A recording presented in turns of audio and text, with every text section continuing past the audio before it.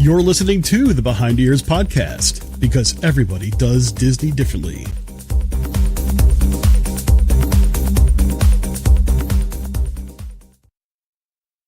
The Behind Ears podcast crew would like to thank the following sponsors for their generous support. Hey everybody, it's Mr. Chris, and I gotta tell you about Expedition Roasters.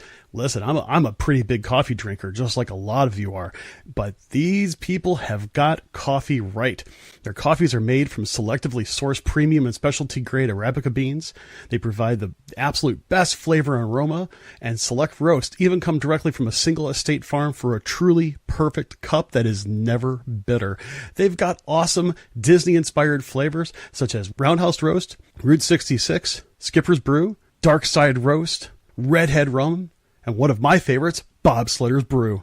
Listen, if you want to have the taste of Disney in every cup, give them a try today. ExpeditionRoasters.com, and Behind the Ears podcast listeners gets an extra 20% off your first order by using the coupon code EARS20. That's right, EARS20. And you can find them over at ExpeditionRoasters.com. Brew your happy place. If you have a little one and you're going to Walt Disney World, you're going to need a stroller. I'll tell you what, KingdomStrollers.com is the place where you want to look into. I'll tell you, I've destroyed my fair share of strollers while at Walt Disney World, and those things are not cheap. But getting something from KingdomStrollers.com, they'll be able to help you pick out the perfect stroller for you. And the nice part is that because they're a Disney preferred provider, they'll be able to drop it off and pick it up right from your Disney resort at no extra charge. So if you don't want to necessarily destroy your stroller in the process and you want to have a great Disney vacation with your little one, contact KingdomStrollers.com and they'll set you right up. That's KingdomStrollers.com. Welcome back, everybody. Thank you for joining us here on Behind the Ears podcast. Chris wasn't... I know what you were trying to do here, Chris, and I know this would be terrible for our audio listeners later at home, but we were just sitting in silence hearing you chewing the whole time. That's what I was trying to relate it. Yes, everybody heard me talking. There was no music. That's what I tried to explain. There was nothing there. You're like, no, just let it go. And I'm like, but it's just silence. Okay, just to let everybody know, we have a pretty decent setup. The problem of it is last night and today, my machine decided to go through the April Windows 10 update, and it screwed everything up, period. So the fact of the matter is that when we go silent for a minute, it's just, I'm sorry. We're going to go ahead and keep going because I am recording it. The music did record and everything else recorded. That's always fun. But I'm sorry that everybody had to listen to me chew peanuts because I was a little hungry. I just think that this is the kind of day where I don't even know what to say anymore, Danny. It's just been, it's been a simply craptacular kind of day when it comes to technology. You obviously have some problems in more ways than one, and so I just what does that mean? Well, you have multiple personalities, and none of them could post anything on Facebook. I am the man of many faces. Yeah, you are. And, the funny part is that, for those that watch us during our live recording sessions, they're very tolerant of a lot of things, and it's really pretty awesome. For those of you who just listen to us podcast-wise, you're missing out on a certain element of fun, which is the pre-show banter, which you don't get to hear, which is actually really pretty funny at times. And then you have nights like this, where just nothing works out right. I can't see comments. I don't know who's on. I'm hungry. I mean, you see that comment? No, I can't see anything. So Trish goes, Danny, we could just hear Chris chewing. Because I was like, okay, he wants silence. You just pistachios, nuts, whatever you do. Wow. We had a good laugh at your expense. I'm sorry. I'm really glad that everybody can laugh at my expense. I mean, it's just fine. I'll go ahead and pay for that expense. I'll just expense it. There you go. It's just one of those things. But how are you doing? I mean, all joking aside, how you been doing? Not bad. I love the fact that people ordered some Behind the Ears podcast specialty shirts. Mm-hmm. We didn't really zoom in too much on the pizza truck. That was more of a little added feature for everybody when they got the shirt. I'm going to call it the little Easter egg. So super excited that the company was able to get them out quickly. We do appreciate all all the donations for that. We got some news that Expedition Roasters made some good sales, and they'll be donating more money to our cause for Give Kids the World. So we are pushing close to very close. I mean, we're a few bucks away to 3,000. Yes, Rudy, I am back. I am not in the Witten protection anymore.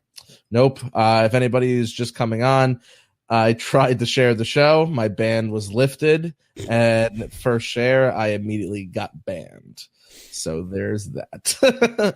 Mark Zuckerberg and me are in a bit of a feud right now. I just think it's absolutely ridiculous about how you don't even know what you did wrong. No. That's the part that really gets me. You don't know what you did wrong and to what extent. I mean, we know now that it probably started off with someone spamming, reporting you for spam. We think that's a true statement because we did have somebody that was not too kind to us. And then, I think Facebook is starting to really crack down on the shares. And I think I think there's something to do with it from some of the recent things going on with Facebook regarding privacy and so on and so forth. We're just going to really have to depend on our listeners to share things out. Yeah. I know people were asking why I got locked up. God only knows. We have no idea. I'm looking at probably a 30-day ban. That's why I just created new accounts. Go ahead. You guys can keep reporting me. For whatever reason I did, I'll just keep creating more accounts. I had a plethora of time. People were saying they couldn't see what was on the shirt. It's just to give the Kids the World logo just on the side of the truck instead of the Pizza Planet logo. People also were asking if the donations are still open and where they can find it. Just go to the WDW Community Facebook page. Boom, hit it there. If you're having any trouble finding it, let us know. We will surely be able to help. I also do appreciate everybody who thinks it's fun to make fun of the way I pronounce Star Wars names and has been blowing up the feed. We've been live for about 8 minutes and we have over 120 comments already. A large majority of them talking about no music and Chris eating and me pronouncing Jawas because I put a Z on it. I don't know. All right. Hey, all I gotta say is everybody wanted a blooper reel, and now they finally got it live. Timothy makes a really good point. Facebook hates that they're not getting money off of those shares. Yeah, but you know what? We're gonna get into a little real quick. We used to do like 7,000 to 12,000 views on a video. We were killing it on videos. We were by far the number 2 live show. By a landslide, number 2. We were still off of number 1. Number 1 always kills us. We all know who number 1 is. But I mean, we've seen a dramatic drop. And that's not because people stop watching. That's because Facebook narrowed down the reach because they want you to go out and pay for it. And we did for a little while, but then we're like, well, I mean, it didn't really help. Our numbers stayed the same. We used to get over 100,000 person reach on any given show. We're lucky if we do 6,000 to 10,000 reach. I mean, you're talking about 90,000 people who didn't get to see it. Yes, and Enrique, I know. Enrique, got it. They're making fun of the way I talk. Well, the thing of it is that we're still probably the number 2 show out there in the sense of consistent viewers and everything else, which is great. And, at the same time, some of those numbers are funny numbers. And they have been for some time now, and Facebook's been changing the algorithms, and there's a lot of people that have been doing live streams that have been saying the same things. And basically also what Facebook wants you to do is use their stuff natively, which is really difficult to do the way that we're doing them. Now, we're always looking in for new and interesting ways of doing things, and we might change the way that we're doing things from a live show perspective just to give everybody the best show possible. But right now we're worried less about the numbers and more about content, because the content is what really counts in our opinion. We're still doing great with any kind of numbers. It would be, everybody's got to do their part, but really Facebook just does not like the idea that we share things without boosting and this, that, and the other. But you can't boost a live feed anyway. You might be able to boost it if you're scheduled, but that's neither here nor there. Let's not get into that. You can't? Okay. Here's a real question. What's that? Dead serious question. I know people are talking about Solo, and we got Steven asking about Deadpool. I'll be seeing Deadpool this weekend. I know, Chris, I know you want to see it, but you're probably not going to be able to snag it this weekend. Probably not. I'll do a small review on it. Listen, that's just not with our general population of people. Deadpool really doesn't fall in it. But I'll give a little small review after Deadpool for this weekend. Because I'm sure Chris will see Solo, and I will not. I don't know. Okay. Right now, I'll be honest with you. All my plans, with the exception of a little bit on Monday, all my plans starting tomorrow are still wide open. I don't even know what I'm doing. All I know is that supposedly my wife is creating a honey-do list. Well, I'm more mad. It might not be immediate, but you're at least gonna talk about it first before you'll see it before I do, because I'm not gonna see it. Yeah, that's true. I mean, I was hoping to see it this weekend. I still may see it this weekend, but this is going to be a gorgeous weekend here in the Chicagoland area, and I really hate it when I do something indoors when it's a gorgeous day, and we've been complaining about the weather for so long. Now is the time to actually go out there and do things. You know, I got to do things like clean my garage out, and that's an important thing. Pull weeds. I hate that, but I want to see a good movie, so there we go. All right, so I'm not talking Star Wars anymore because now I'm getting butchered on how I said the name of the next movie that comes out. So anyway, we're moving past this. Okay. So how many times have you sat there and overheard a conversation where people always confuse Universal Studios and MGM, right? Okay. It happens all the time, right? It does. It does. Someone made a crazy analogy today. What's that? What happens if Universal builds, because I don't know if anybody's heard this. They're talking about building a Star Trek land. At Universal. What? How much are people going to confuse Star Trek and Star Wars? Well, I saw that same thing today, and I'm sure it's something of a rumor state, and it would be the one thing. It would be the one thing that I would actually cross over to the dark side and go over to Universal for, is to see something Star Trek related. Granted, the only other thing that I might take into consideration is the whole, the plausible Nintendo Land type of thing, because my son's big into Nintendo gaming and stuff like that. I would do either one. Okay, you're chuckling. Rudy says going to sell Spock ears, eh? You know what? They would make a killing on those kinds of things. It's like you'd have a set of, you know what would be best? If you have a pair of Mickey ears, melded with a set of Spock ears. That would be the ultimate. But the fact of the matter is there are already people that confuse Star Trek and Star Wars type of thing. All the time. And the problem of it is that both sides of that debate type of thing, they're the ones that be like, it's wrong. Spock is not Star Wars. Oh man. I'm with Katie. I've never gotten into both, so it'd be probably pretty easy for me to mess those two up. That's why you have me. Yeah, that's exactly why I keep you around. I think it'd be great for Universal. I really do. Listen, Universal, as much as we love Disney, and this is a Disney podcast, Disney's overall is just bigger. So they're going to generate more money. They're going to generate more people in attendance. But when you look at relativity, Universal has had the upper echelon, has been the upper echelon, if you ask me, compared to Disney. What do you mean by that? Not only did they open Harry Potter, which blew anything Disney had out of the water. At that point. Okay, still. Because then Disney turns around and opens Pandora. And then Universal's just like, we'll just add another Harry Potter world to it. Just add another land. And they did. And right now, granted, everything else in Universal, in my opinion, Disney's got it by a landslide. Harry Potter, I'm telling you, you gotta go. It's great. It's phenomenal. It's absolutely phenomenal. It is very immersive. It is very immersive. There's no doubt. I don't think anything beats Harry Potter right now. I think Star Wars will beat Harry Potter.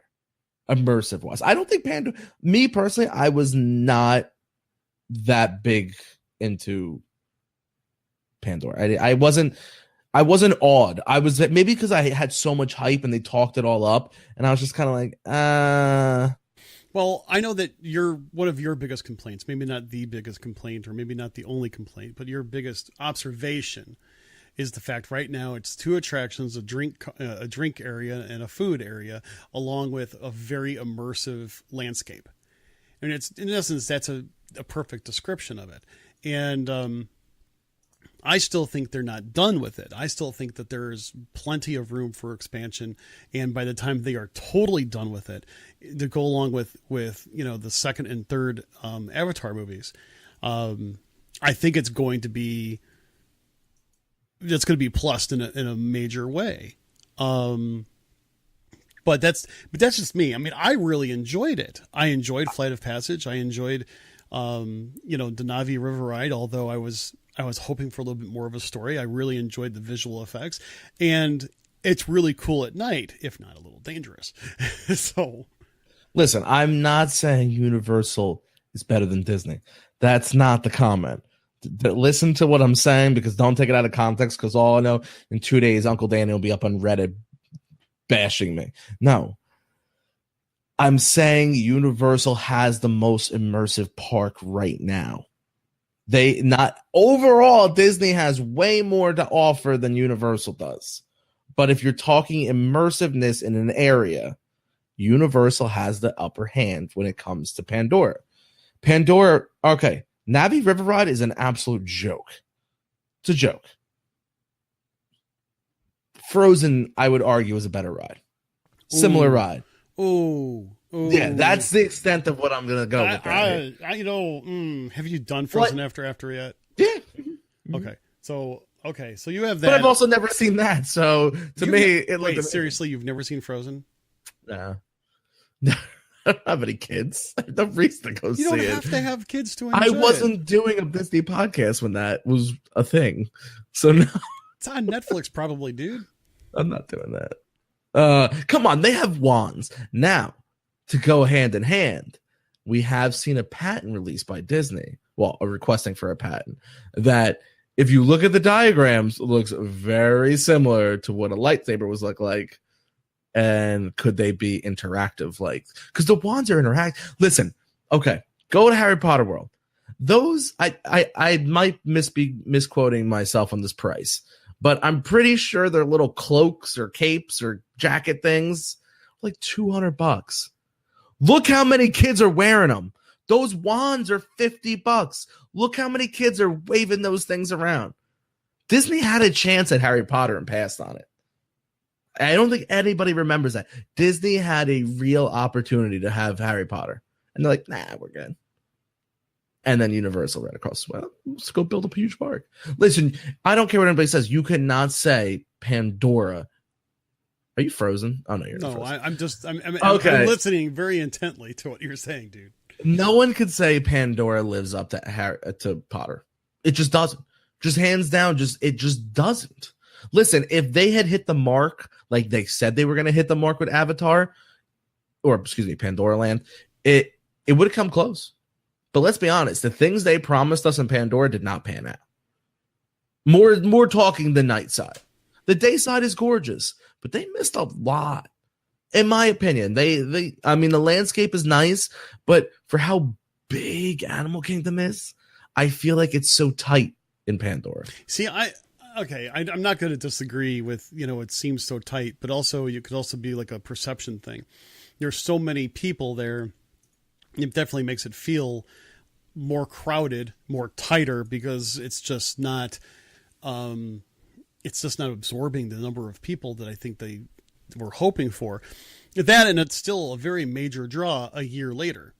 And so, my take is that, when I go out there next, I'm really hoping that, maybe some of the lighting has changed and stuff like that. And I'll notice those details. I mean, I'm actually looking for some of those details, but when it comes to those details, I'm kind of a stickler when it comes to details. And I'll be able to see what they've done, not done, in the sense of, plussing it or changing things and so on. Because I know you and I, when we met up last year, which was only a couple weeks after opening, we had a really good time with it. But we also said, it was way too dark. we thought of some things that really needed to be tweaked in order to make it a better nighttime experience. And, you know, we both said, hey, this is such a dark area. The only way to get really good visual, you know, understanding of what things look at is look at through a camera lens. Yeah. You know? Oh yeah. All those pictures you see are either people who have great settings on their camera or Photoshop them. That's not real life, people. Your eyes do not see that. I'm telling you, I saw it with my own eyeballs 3 times. I've been to Pandora at night. Yeah. Then when you and I were there and I'm taking a snapshot, I go, dude, take a look at this. And we're like, really? Is this the same thing we're looking at? I'm like, yeah. It was really interesting. I mean, not to mention I have a great camera, but that's beside the point. New podcast coming out. Behind the Wands podcast coming soon. Let's see. Alex had a good point. She said, but the original Harry Potter area island of adventure was basically 1 new ride and 2 rides with new theming. I think Harry Potter has more of a storyline and more interactive, immersive potential versus Pandora. That's fine. But they still capitalized on it. Whether something has more of a storyline or not, they still capitalized on a great opportunity.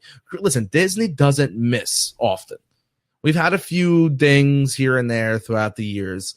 Disney doesn't miss. Not taking Harry Potter was a miss, but it wasn't the end-all be-all.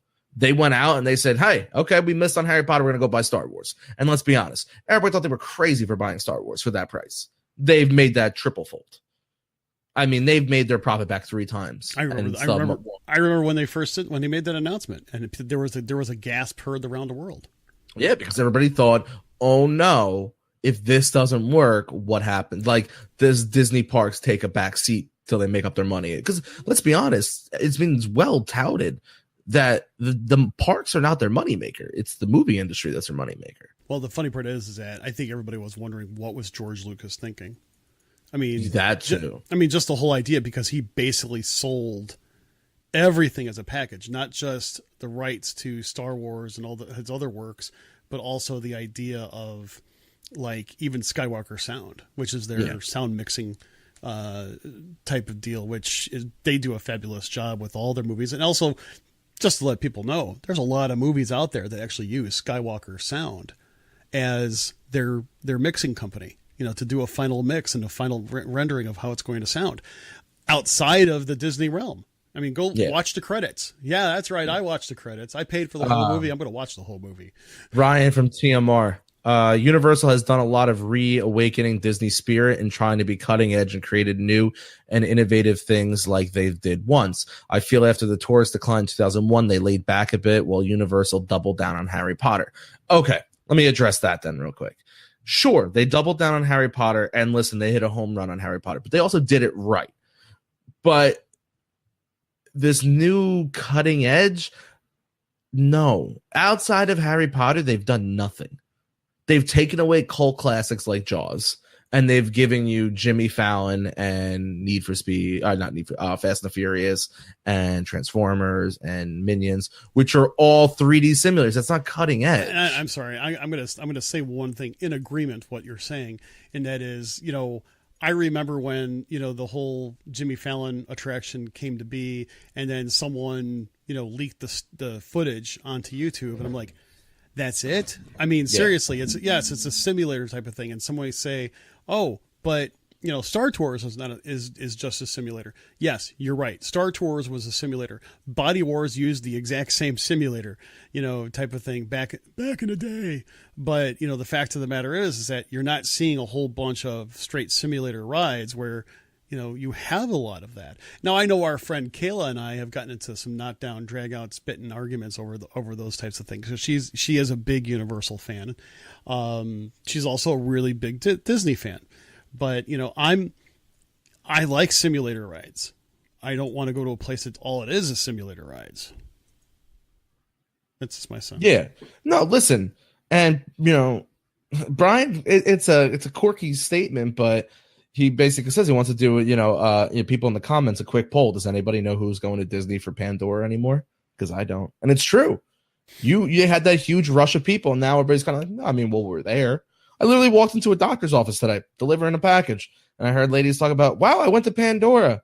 Oh, what'd you think? Love Flight of Passage. Conversation ended. Well, the thing is that, okay, there's a couple different things to look at. And I'm going to use this as a little bit of a segue, if you don't mind. You Mhm. know, we're just over a month out from Toy Story Land opening up. And, you know, there's been a lot of hype about how it is very immersive in the sense of it really will make you feel like you're in Andy's backyard. And I think it's going to be a big hit. Now, here's the thing. I think it's going to be a big hit, but dude, it too only has 2 attractions and a place to eat. So, You know how I feel about it, so I'm not even. well, I mean, I know you're really looking forward to it. I'm looking forward to it because I'm one of those oddballs that's just like, Buzz Lightyear. Well, You know, like, but at the end of the day, I know that park is more just going to be me going and just reliving a childhood and grabbing something from Woody's lunchbox. but isn't that part of the whole thing? Is that But they want people to relive some of their childhood and that, and have, you know, and also be immersive for those who are children that love the characters. I mean, that's a part of it, man. if you're going once every couple of years, absolutely. If you're going multiple times a year, even once a year, I'm not saying I wouldn't even walk through it because I'm also at the level of, oh my God, I love Buzz Lightyear. Any option I have to hang out and take a picture and be in a Toy Story themed area, I'm going to do it. But overall, how I feel about Pandora, if I can get a fast pass for Flight of Pass, it's cool. If I don't, I'm not walking it. But here's my real point to it, though. It's coming out in a month. You know, it is going to be packed. It is going to, you know, basically take, you know, wait times down for everything else because everybody's going to be going over there. But here's the thing. Next summer, I think it will also die down. Why? Because there will be people that will not go next summer because they do want to go see Galaxy's Edge in late fall 2019.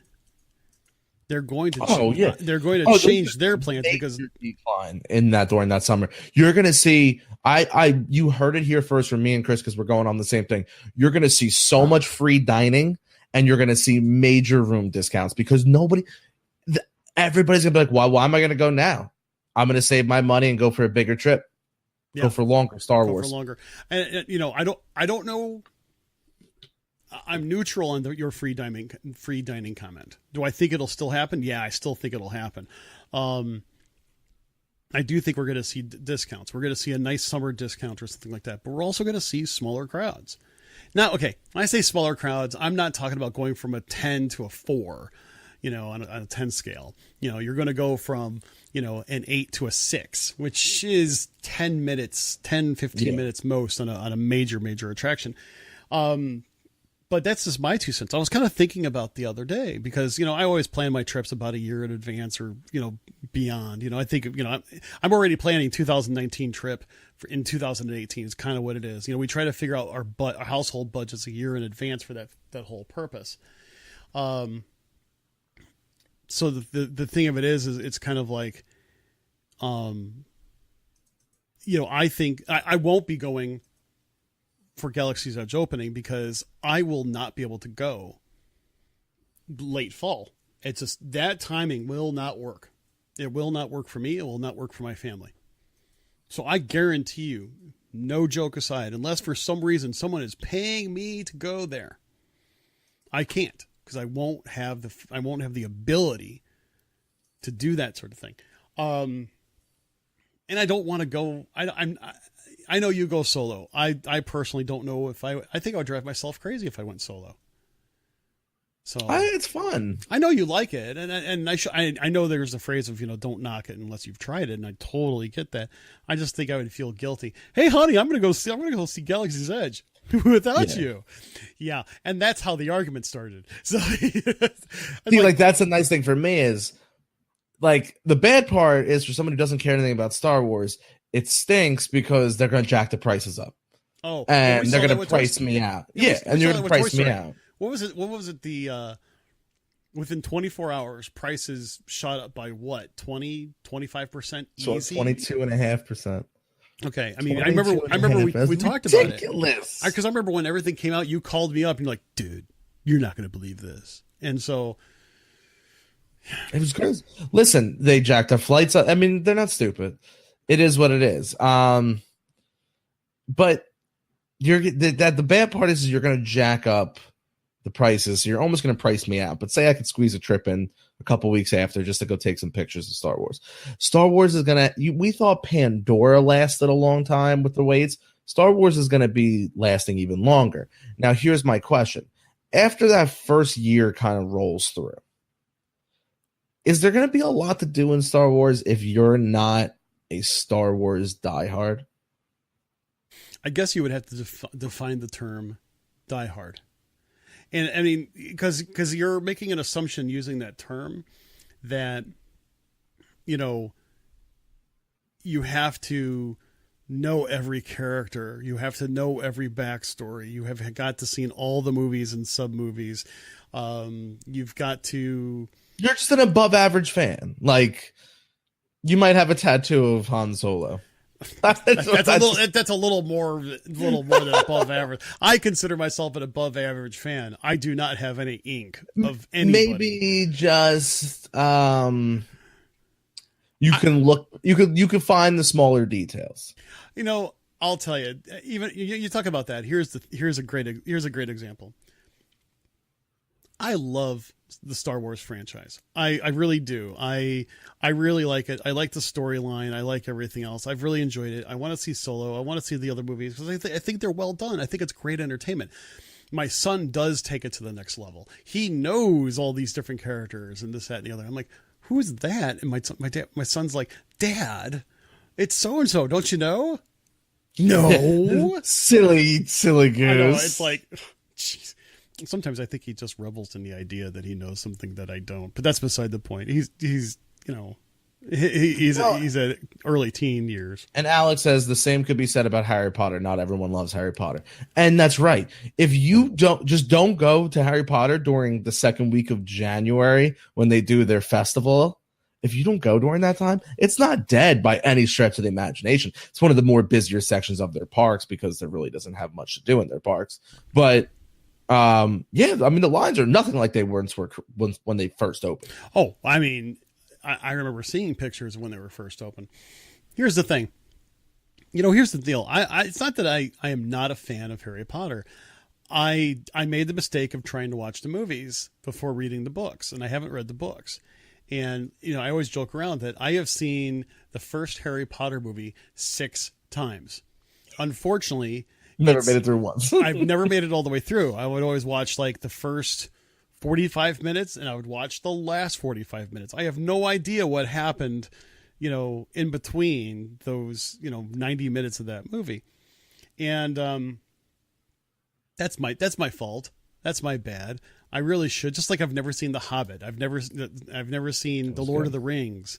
You know, it's one of those things. Those are movies that I really do want to see. Precious. Okay, got 2 questions. First one is directed just at me. Danny, what do you do while solo? I just got back and was bored and hated it. Doubt I'd ever do it again unless I was invited in a media type capacity. Well, Nicole, thanks for joining us. Nicole from Happily Ever Disney. Nicole. What do? I people watch a lot. I do a lot of filming. I do a lot of business stuff for the show. Take a lot of pictures. Honestly, know what I do a lot of? And I do this with everybody too. I eat a lot. So like, wow, I'll just walk around and be like, oh, look at that. That looks tasty. I'm going to walk in there. I eat and shop a lot. I'm like, I'll just go get me a Mickey ice cream bar and a cup of Joffrey's. I'm like, oh, no. What's this? You know, like that's literally, and then all of a sudden in the middle of the day will come by and I'll get the meat sweats because I just ate too much from in Epcot. I'm like, I need to go back to my room. Down for a little while. And I usually go back to the hotel room. I watch a little TV. I relax. And then I'll get up. And I'll take a shower and I'll usually go out to dinner by myself. It's the only time I'll really sit down, usually that early dinner time, like 4:45, 5:15. the blue plate special with all the other senior citizens. Yeah, all of the senior citizens. Plus 65 right here. And then I go back to the parks at night. Listen, you know, I'm also a very outgoing person. So I can stand in line and talk to anybody. I once had like a group of like 6 people playing heads up with me when I was in the park. Oh, that, you know, if you ever want to like just get to know a bunch of people around you, hey, you want to play heads up? Heck yeah! All right. Next question would be Louis. Gentlemen, any advice for an adult family hoping to go in Walt Disney World in 2019? Big advice would be check when you're going to go, because Star Wars will be opening. So you got to watch that. Toy Story should already be, depending on when you're going to go, 6 months to a year in already. Pack your patience. Depending on how young your kids are, utilize fast passes. And if you want to, we highly recommend it. Getting a travel agent. They don't cost you anymore, but they can definitely walk you through if you need any help with fast passes and advanced dining and when dates open, and they'll always keep you up to date. So that would be my 2 cents. Yeah, and I would probably say that the later in the summer that you go, the more you have to pack your patience. It's been one of those cases where it's like I really try to avoid August. I've done 2 August trips before. I'll do another August trip. If I had a choice between doing an August trip and not going, I'll go in August. But it's, hotter than the hinges of Hades. And that also impacts it really does impact you. It impacts you, how you feel, your energy level, your kids' energy level. You get dehydrated easy, so you have to be able to drink, and also it impacts your appetite a lot. If I say that as a big guy who likes to eat food, and I can tell you that the heat impacts how much you want to eat, yeah, that's why I don't do the dining plan in August, just because it wouldn't work out well. All right, we have another question. What's that? All right, Kevin wants to know, okay, how about Fantasyland? 2 new rides and a restaurant and a new quick service? It was more of a statement and a question built in one. Listen, I think before they touch Fantasyland, they need to figure out what they're going to do with Frontierland. Well, I'm kind of thinking to myself with Fantasyland, I'm trying to figure out what the restaurant was, because it was basically Be Our Guest. And that's so, yeah. I guess it's kind of in like no man's land. Wait, I'm sorry. It was Be Our Guest, and of course you have Gaston's Tavern in a way that does some of the quick serve stuff, but it's lighter fare. It's more of a shareable snack place than anything else. And yeah, you have 2 major rides. You have have the Little Mermaid, and then you have Seven Dwarfs Mine Train. I like the new Fantasyland. I like the layout. I think it really opens it up a bit. I love both of the attractions. I think it helps the flow of traffic in a lot of cases, except for right in the beginning when Seven Dwarfs Mine Train starts up. That's the only problem I see.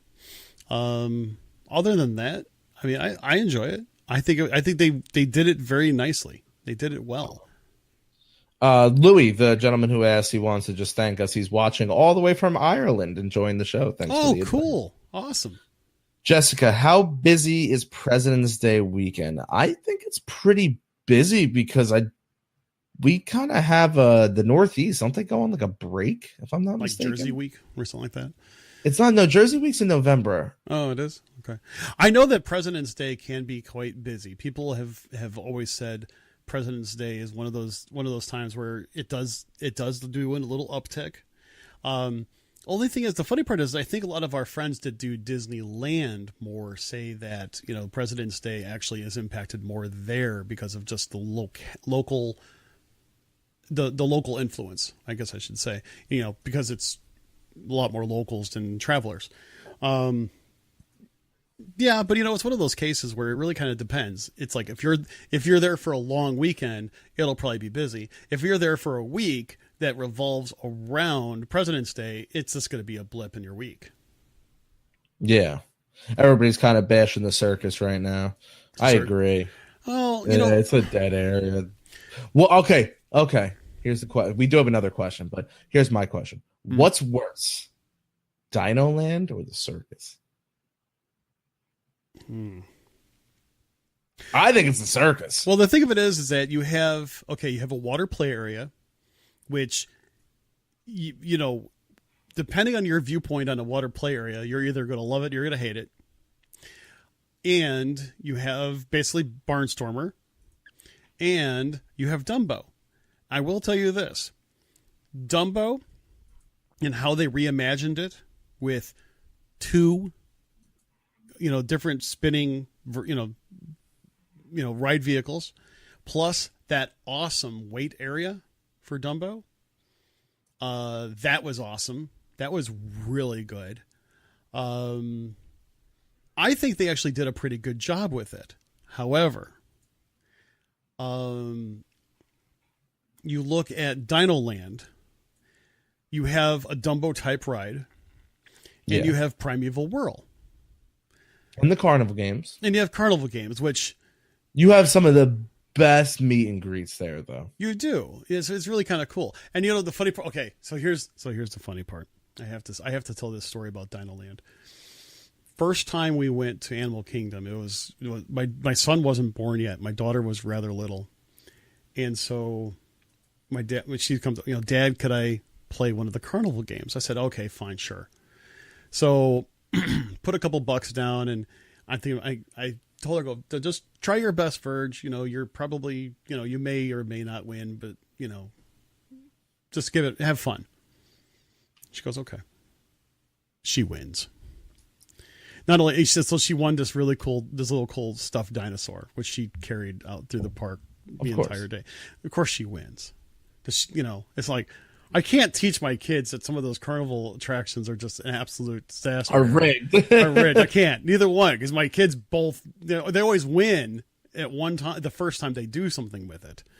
Anyway, but the thing is, it's like you actually have a little bit more with the circus than you do at Dino Land. And there's a lot of people. And by the way, the funny part is about Dino Land is that you have, Dinosaur the ride. And the funny part is that everybody's like, it's almost like a thrill ride that is kind of like stuck, hidden off the beaten path. It's almost like it was an afterthought to this, carny type fest. I love Primeval Whirl. I hope they don't ever get rid of it. But, there's more to do with the circus between water play area, Double Dumbo, Barnstormer, the shopping they have there. And of course you also have, you have the train station to be able to get to the front of the park, or go over to, what is it called? Over to, didn't come in nice. The railroad's a nice area over there, though. I do like the railroad. Over so by Splash Mountain. What, the railroad? Yeah, it's so loud, though. As a passenger, or just as it goes by? Just a go by. And when you're in that smoking section, all the smoke. Well, I could say something funny like, "Well, don't smoke then." I don't, but I'm just saying. Anyway, we have another question. Any tips for Mickey's Not So Scary? This is the first time I'm going.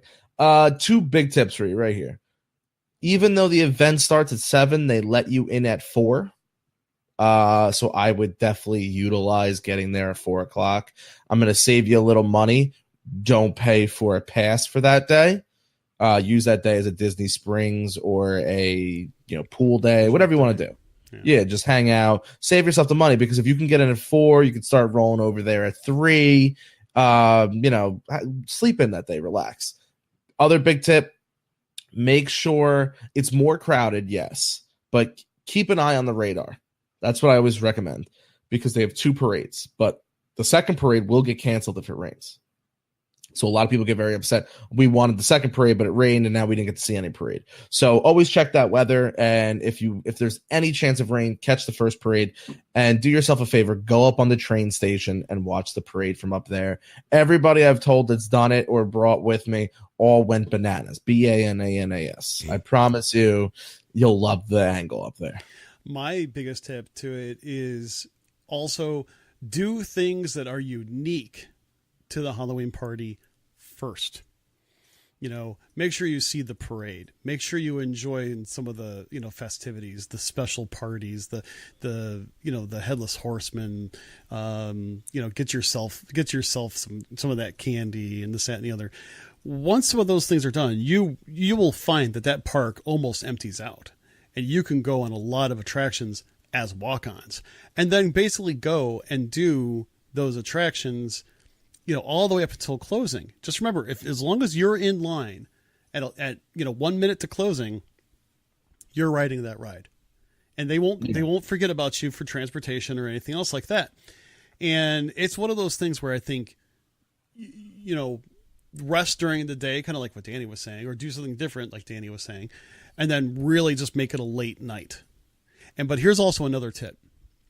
The park, Magic Kingdom itself, in the morning after one of the events, whether it be the Christmas party or the Halloween party, usually the crowds are a lot lighter the next day. Not all the time, but there's a good chance that in the morning it'll be a lot lighter. Why? Because chances are people were already there the night before and they're sleeping in. Go there, rope drop, stuff like that. Okay, Heather, my friend just booked a trip for the end of September. She just found out hurricane season is high then. We know anything that can happen, but should we reconsider going at another time? No, don't. It's so hit or miss. Here's my take. Because I've been there during that time. You're more likely to get hit with more of a tropical storm or a tropical depression type of thing than a hurricane. Personally, I've even done cruises during that time, and only one time did it impact my cruise, and it really wasn't that big of a deal. That's why you have trip insurance for cruises. I don't do trip insurance for anything else. The nice part about it is this. If you have to cancel last minute because of a hurricane, airlines are usually really good about it. Disney is really good about it. And you really should not be a big problem to try to reschedule it for, whenever you can take your vacation again. Yes, it may, if a hurricane comes through, it's going to stink and you're not going to be able to go on vacation. Or if you're there, Disney, as we know from last year, Disney does a great job of taking care of their guests. Ryan just said that. It is literally the safest place to be during a hurricane. Yes, absolutely. So the thing of it is that I personally, there are a lot of people that are concerned about hurricane season. I myself have been through a hurricane there, have been through there during the September-October timeframe. I think, obviously, you have to do your due diligence. I am not saying that you can't just throw caution to the wind. But I wouldn't stop a trip. If that's when you can go, I would say give it a shot. And have fun. If you've got the money and the time and you want to move it back to October, it's not the end of the world. No. But if you want to move it to October to save money, or you want to, see maybe if you go the last week of October, you can catch some of the Christmas stuff too. That's a whole different conversation, but don't cancel it because you think there might be, anything problem. Yeah. That's my 2 cents. All right. Last question. We got to get out of here. Someone asked, Poly or Grand, which do you choose? I'll let you go first. Oh, wow. Grand. I would choose the Grand, but here's the thing. I would choose the Villas. Yeah, that's a big negative. Don't follow that advice. I'll steer you in the right direction. Dude, you know what? I'll tell you right now. I'll tell you right now. The Grand Floridian, the Villas, a lot less stuffy and very much. Oh, what are you doing? Oh my gosh. Give me a break. I really enjoyed it. I've stayed at the Poly too. I've even stayed Poly Club level. Ooh, so have I. Lovely. I really enjoyed it. I think if I had a choice again, it would be very hard, but I'll like to go to the Grand again. I really would. I would not think twice about it. But that's also a lot of coin. Poly's phenomenal. They're both super expensive. Poly's got Tonga Toast and Trader Sam's and Lapu or whatever those pineapple drinks are. The view's gorgeous. It's very tranquil, very relaxed, a little more subdued than I feel in the Grand Floridian. Completely different atmospheres. Grand Floridian's very white, very clean, very up class, where The poly is more beach themed. You see a lot of browns and tiki torches everywhere, well lit, things like that. Your call. We do have one more question. I felt bad. I wanted to. She literally asked. We got a few minutes. We got a few minutes. Okay. Any must-do restaurants and or attractions in the boardwalk area between Epcot and Hollywood Studios? We'll be staying in that area for the first time. If you want to go get a drink, go check out Abracadabra Bar. A lot of fun. Check out the pictures. They change. Don't stay in there more than 2 hours or the illusion will not be as fun for you. Make that mistake. Flying Fish is a very good restaurant. If you're looking for something a little bit cheaper, not River Country. I always want to say that. Big River Grill. Big River Grill. That was really good. I enjoyed that. They've got the pizza stand outside of Boardwalk. They've got the carnival games. They got ESPN Zone right there. You can go do karaoke at night for a $10 cover charge of jelly rolls, or you can go dance your night away at the dance hall if they're open with no cover charge that day. Swan and Dolphins right there, and people rave about their food. Yeah, and I would also go to say that if you want one of the best steaks around, go over to the Yachtsman Steakhouse. Which I've had friends tell me, Chris, you got to keep trying it. You got to try it. I've also been to Captain's Grill over there at the Yacht Club, which I really enjoy. If you want to go to a good all-you-can-eat clam bake, which they have more than just clams, go over to Cape May Cafe. I really enjoy that place. I also love that place for breakfast. I think it's one of the best character meals around because they don't usually rush you or anything else like that. But of course, ice cream. You want to go over to, Beaches and Cream. And, hey, I'll be honest, skip the kitchen sink and go for the No Way Jose. Oh, yeah. Simple as that. That's just me. You know what, Chris? Take us out of here. All right. Let's see if it works. Well, all I have to say is, for those that are listening to us in our podcast format, this will sound great. For those of you who are watching us live, this won't sound at all.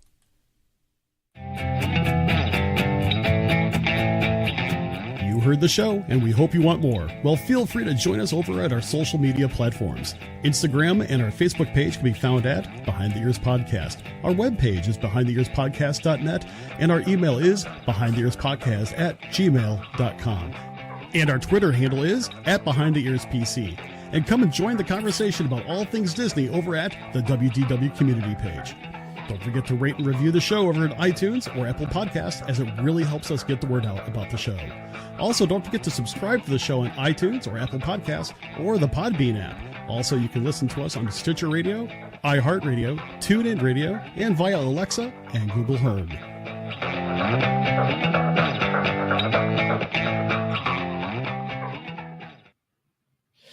And with that being said, everybody, thank you for joining us here at Behind the Ears Podcast. It's been an absolute pleasure. Thank you, everybody who shared out the show. We appreciate your support. If anybody would still like to donate to Give Kids the World and help us get over that $3,000 raised, you could follow it. You can find the link over in the WDW community. And if you're not part of the WDW community, that's WDW, Walt Disney World, abbreviate WDW community. Head on over, join it. It's a lot of fun. Like Chris said in the beginning of the show, do us a favor, go download the show, even if you don't listen to it there. Even if you watch us live. I saw a lot of you being like, I know a lot of you brought your friends in tonight, which was awesome. I know some of you are like, hey, my friends have questions, but I know you answered them, but I'll send them to the show anyway. They can get it all there. Just also download the show. It really helps with us, and it helps maybe one day getting Uncle Danny out of jail or moving the show over to a different format besides this. Yes, Jawas. Yes, Jawas. Yes, Enrique. I'll just keep doing it, Enrique. You all, if you missed the other show, go back and watch Tuesday's show. I'll be putting it up hopefully over the weekend or next week. We're still in the process of dissecting up the entire marathon show to get everybody a chance to 12 hours of dissecting. Yeah, and it's going to be hard to dissect. There's going to be a lot of overlays. So, it's going to take some time. But we do appreciate everybody who's being patient with us. With that being said, everybody go have a great weekend. Be safe. Memorial Day weekend. So have a good time. Eat your hamburgers and hot dogs. Hope you have beautiful weather. But don't wear your seatbelts. Don't drink and drive. Be safe. I am Uncle Danny. Toodaloo.